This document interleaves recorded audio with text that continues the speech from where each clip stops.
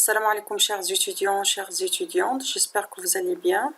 Dans cette vidéo, on va s'intéresser au TP4. Dans ce TP, on va faire la correction du système G qui est égal à 1 sur 1 plus 5P au carré, donc un système de deuxième ordre, en utilisant deux types de correcteurs. Donc on va dans un premier temps étudier ce système par le correcteur PI, puis par le correcteur PID bien sûr en respectant le cahier de charge demandé.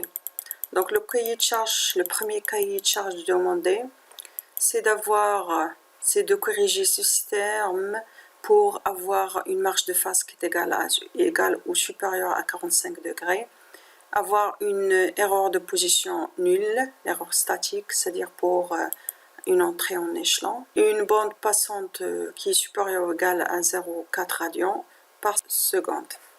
Donc le correcteur qui satisfait ce cahier de charge, c'est le correcteur PI.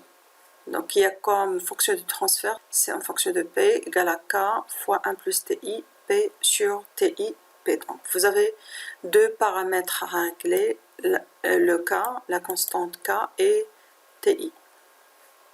Donc pour bien comprendre cela, donc on va expliquer ça sur PowerPoint.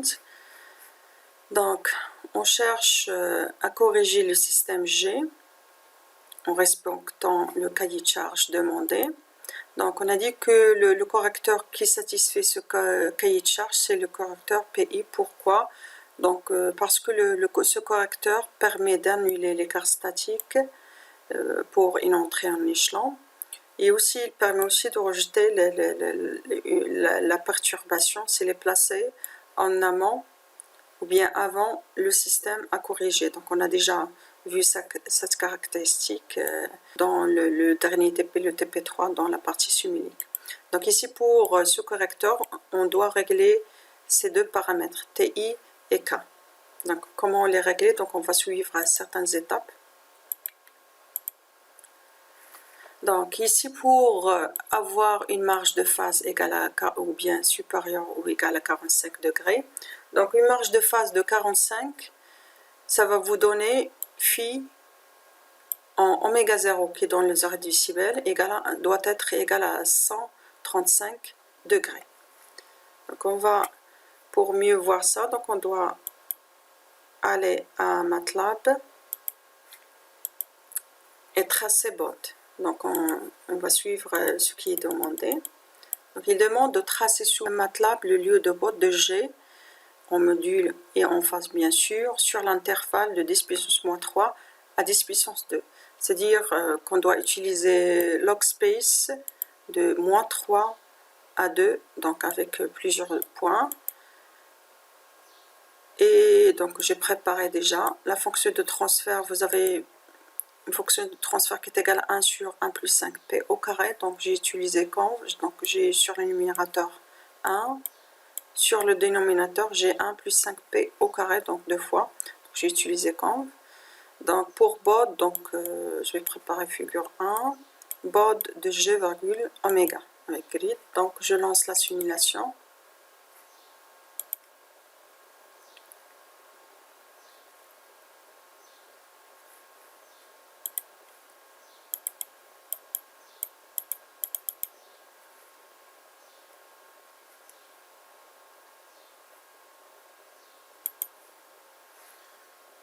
Voilà le baud. Donc, montrer que les spécifications peuvent être satisfaites si on impose à la boucle fermée d'avoir une pulsation de coupure qui est comprise entre 0,4 et 0,5. Donc ici, on cherche à avoir une phase pour ce oméga, le oméga 0, d'avoir une phase qui est égale à moins 135 degrés. Donc je dois chercher le moins 135. Ça se situe où? Donc elle est là. Donc si vous cherchez le moins 135, vous allez trouver que moins 135, ça se trouve entre 0,4 et 0,5.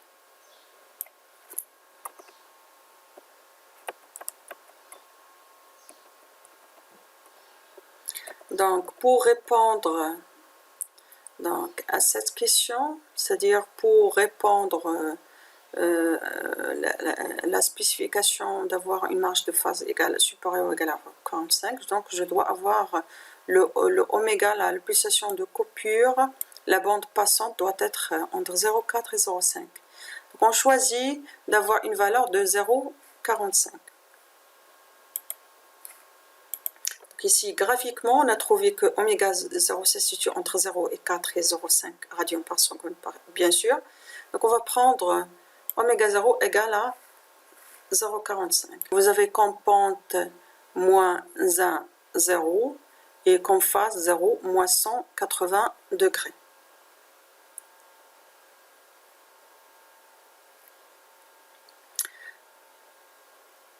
Donc, si on trace la fonction de transfert sur bord du correcteur, donc vous allez trouver ça. Donc, il a comme pente moins 1, 0, phase moins 90, 0. Donc, après, il change pulsation oméga i qui est égal à 1 sur ti. Donc, l'effet de ce correcteur, donc en basse fréquence, il apporte une pente qui est égale à moins 1, ce qui permet d'avoir une erreur statique nulle. Donc ce correcteur, il a pour effet, il joue sur les basses fréquences. S'il joue sur les basses fréquences en domaine fréquentiel, c'est-à-dire qu'il va jouer sur l'infini dans le domaine temporel. C'est-à-dire qu'il va jouer sur le régime permanent du domaine temporel. Donc, s'il joue en basse fréquence, c'est-à-dire qu'il va jouer sur l'infini, c'est-à-dire qu'il va nous permettre d'avoir une erreur statique qui est nulle. Donc, c'est bien sûr si le système est de classe 0 avec l'intégrateur, donc ça va vous permettre d'avoir une erreur statique nulle. Donc, si on choisit pour les hautes fréquences, pour oméga supérieur à cette valeur, donc vous n'avez rien. Donc, il ne va rien modifier, soit en gain, soit en face sur le système corrigé. Donc, à l'inverse d'un intégrateur pur, qui a comme phase, toujours comme phase moins 90, et comme gain toujours sur de moins l'infini plus l'infini, une pente qui est moins 1. Donc, ce correcteur, il joue juste en basse fréquence pour les oméga, qui est très inférieur à 1 sur ti. Donc ici, ni le gain ni la phase ne sera changée pour oméga supérieur à 1 sur t. Donc ici, le oméga C0, la bande passante ne sera pas modifiée, bien sûr, si on choisit que 1 sur t est très inférieur devant oméga C0. Si on trace G fois C, c'est-à-dire on multiplie notre fonction de transfert en boucle ouverte par le correcteur en choisissant que K égale à 1, donc on n'a pas encore ajouté le gain K. Donc on aura cette figure sur botte. Donc ici, vous aurez 1 sur TI en basse fréquence, vous aurez une pente de moins 1 en basse fréquence avec une phase qui est égale à moins 90 en basse fréquence. C'est ce qu'on cherche à voir, loin de 0,45, la pulsation qu'on cherche où on cherche à avoir une marge de phase qui est égale à 45. Donc comment choisir TI? Donc on a dit que 1 sur TI doit être très inférieur devant oméga C0 qui est égal à 0,45. Donc on choisit d'avoir une différence de 1 décade d'une décade entre les deux. On choisit dans un premier temps d'avoir 10 sur 0,45 ou bien 1 sur 0,045. Et on doit changer cette valeur jusqu'à obtenir une marge de phase égale à 135 à la valeur souhaitée, à la pulsation de coupure souhaitée, 0,45 radians par seconde.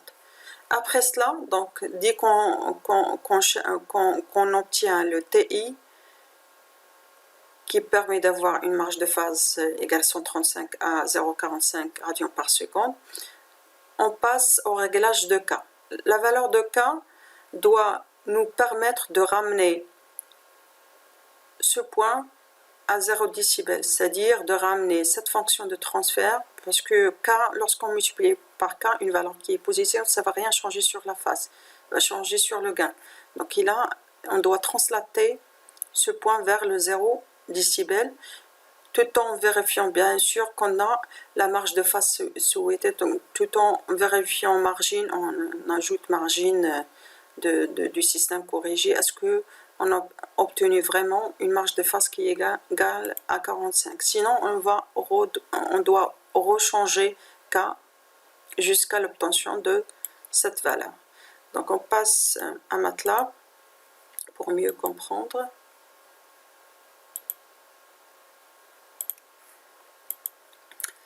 Donc on a dit qu'on a moins 135 entre 0,4 et 0,5. Donc je choisis d'avoir le oméga C0 qui est égal à 0,45. Donc on choisit d'avoir 1 sur TI très inférieur à cette valeur. Donc on prend que 1 sur TI est très inférieur à 0,045. Donc on commence la correction de ce système. Donc je prends que TI égale la valeur 1 divisé par 0,045. Ok. Donc le C, le correcteur, la fonction de transfert de correcteur, c'est égal. Donc c'est égal à, donc 100 mètres avec K égale à 1. Donc vous avez C1 plus TIP sur TIP. Donc c'est TF.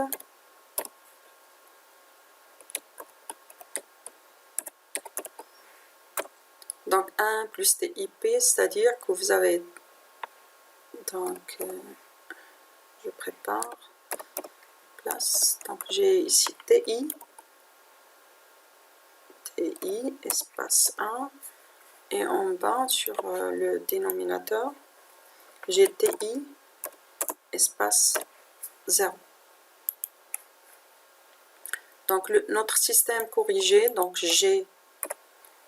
GC, donc 100 mètres, bien sûr j'ai pas encore, je vais pas encore mettre le K, donc je vais multiplier G fois C.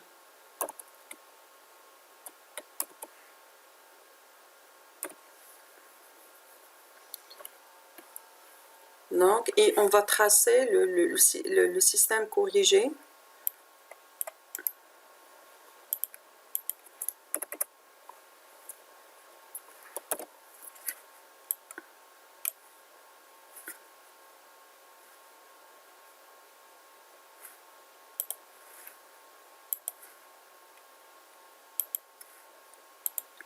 Figure 2. Je trace GC, le système corrigé, et je vais essayer de voir est-ce qu'on a vraiment moins 135 pour 0,45.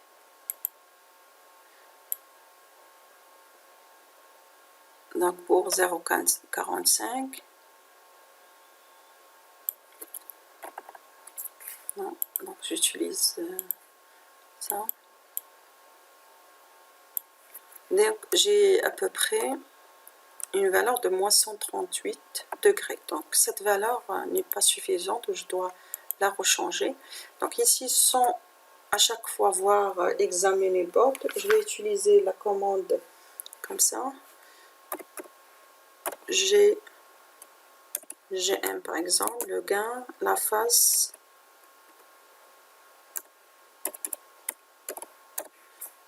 égale, donc ces valeurs-là, GI et PM, donc vous les nommez donc, comme vous voulez, donc égal à bot. Donc je cherche, donc ici je demande à MATLAB de me donner la valeur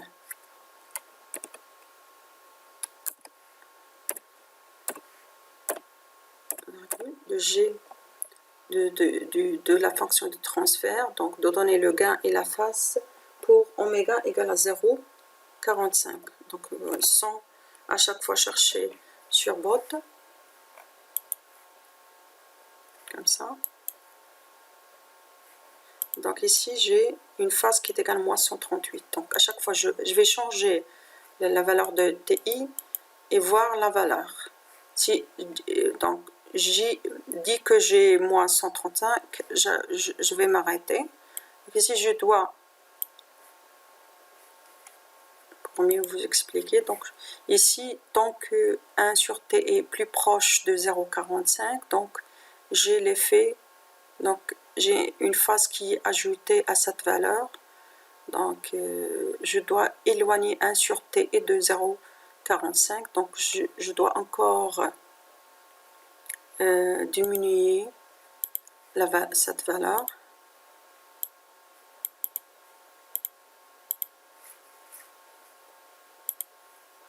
Donc par exemple si je mets 0,03, est-ce que j'aurai une valeur qui est proche de moins 135? Donc j'ai moins 136, je dois encore diminuer cette valeur, par exemple 2.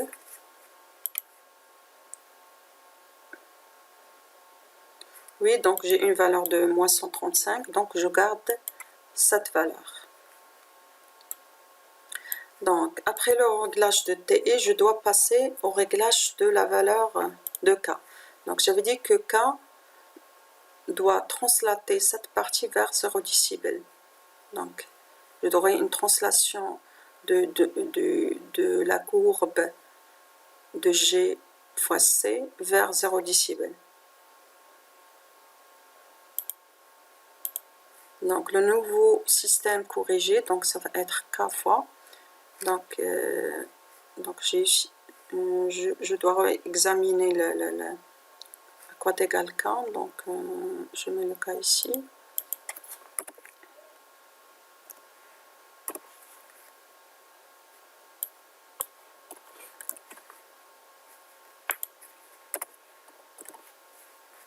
Donc je vais mettre GCK par exemple. Ce sera K fois GC.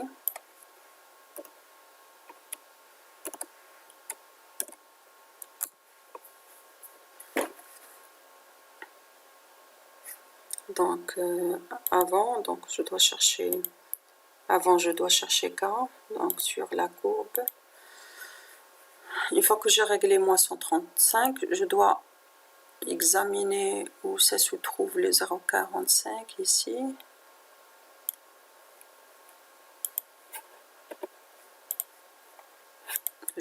J'utilise ça.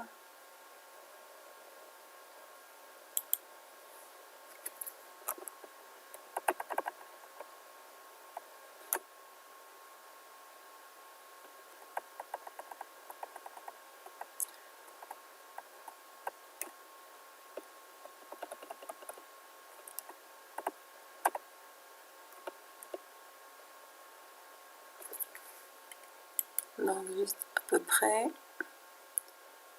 cette valeur. J'ai pas vraiment 0,45. Donc ici je vais prendre cette valeur. Donc en décibels, j'ai à peu près moins 15,7 décibels. Donc je dois la translater vers 0 décibel. Donc c'est une valeur qui est négative. C'est-à-dire que K, notre K, ça va être 10 puissance moins cette valeur, 15,7 sur 20. Donc on a déjà expliqué comment chercher K dans le troisième TP. Donc K, ça va être 10 à la puissance, chapeau, 15,7 moins. Donc ce sera une valeur qui est supérieure à 1 divisé par 20. Donc point.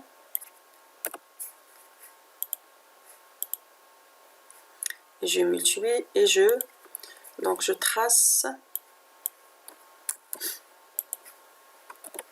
Donc ce n'est pas la peine d'exécuter ça, donc j'ajoute commentaire à cette partie, R3. Donc j'utiliserai margin. Donc je vérifie est-ce qu'on a vraiment cette valeur, ça va donner une marge de phase qui est égale à 45. Donc en utilisant la GCK, la fonction de transfert avec K minuscule. Margin.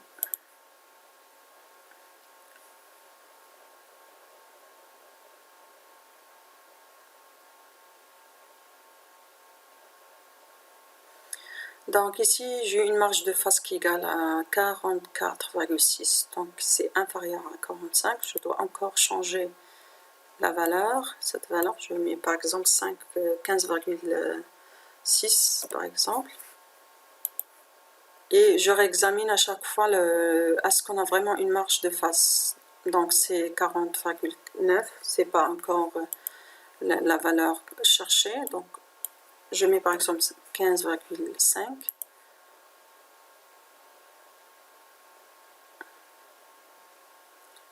Donc j'ai 45,1, donc c'est bon. Donc j'ai une marge de phase qui est supérieure ou égale à 45. Donc c'est une valeur qui est acceptable.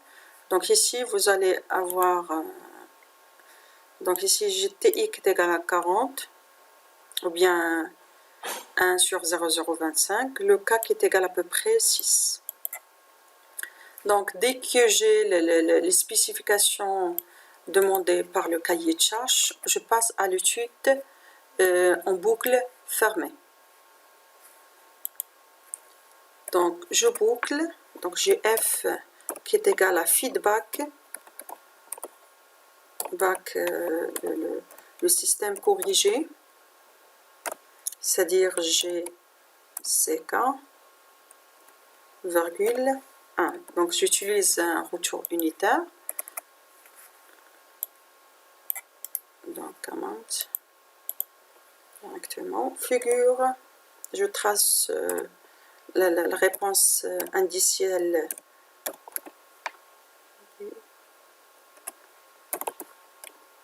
de F, donc figure 4, step,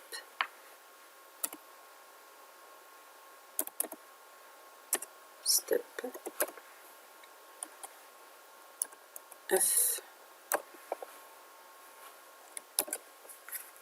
et je lance la simulation.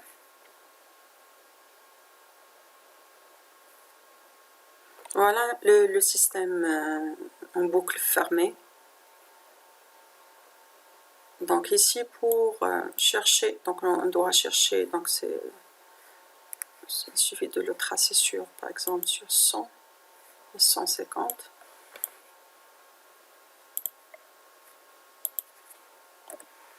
Donc ici, on doit chercher les caractéristiques du système, puisqu'il s'agit d'un système deuxième, donc qui est similable au système deuxième ordre. Donc je dois tracer des lignes et chercher le temps de réponse. Ok, donc je mets line.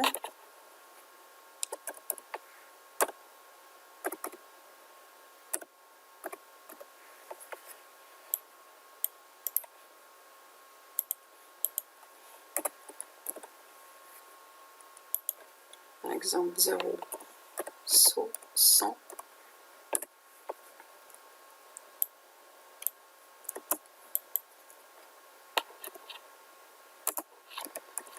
Donc vous avez un échelon unitaire, donc le gain ce sera, le gain est égal à 1, donc vous aurez 0, le K fois K égale à 1, donc 0,85, 0,85, en bas vous aurez 1,05,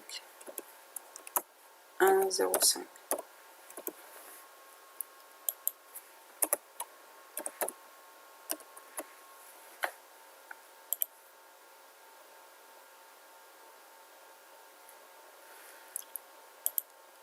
Donc ici le caractéristique. Donc le pic, ce sera en ce point. Donc vous aurez un dépassement de 15 plutôt, 3% pour un temps de pic qui est égal à 6,54 secondes. Le temps de réponse, ça va être l'intersection. Ici. C'est ça le temps de réponse, donc 40,5 secondes.